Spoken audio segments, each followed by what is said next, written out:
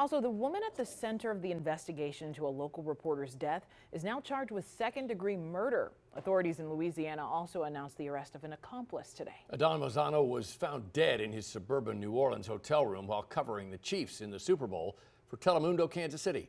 Fox 4's Dave DeMarco has been covering this case from the start. He joins us from Telemundo's offices with today's developments. Dave. And today we learned more about exactly how the coroner says Manzano died back on February 5th and who else police say is involved in this case.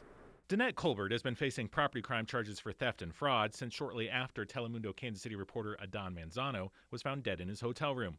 But on Tuesday, investigators announced she's also charged with second-degree murder. Manzano was in New Orleans covering the Chiefs in the Super Bowl when he returned to his Kenner, Louisiana hotel with Colbert. Investigators found Xanax at her home and in Manzano's system. Tuesday, the Jefferson Parish coroner said it was only about a quarter of the amount typical in overdoses, but Manzano's blood alcohol was about 3 times the legal limit if he'd been driving. Both of them are central nervous system depressants, and when you add them up, they're really bad. While the manner of death is undetermined, the coroner said Manzano died from positional asphyxia, found face down in a pillow. Kenner police believe Colbert intentionally drugged Manzano before robbing him, saying it follows a pattern of prior offenses. There's a lot of pieces in this puzzle. We recognize it's going to be a circumstantial case, and Mr. Connick has some heavy lifting to do with that. One more piece of the puzzle just revealed: an alleged accomplice, Ricky White, arrested Friday by U.S. Marshals in Florida.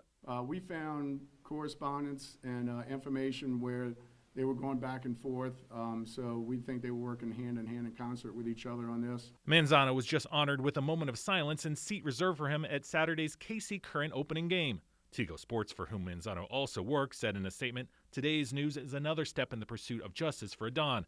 We continue to grieve his loss and stand with his family, friends, and colleagues as the legal process moves forward. We trust in the justice system and remain focused on supporting our team through this difficult time."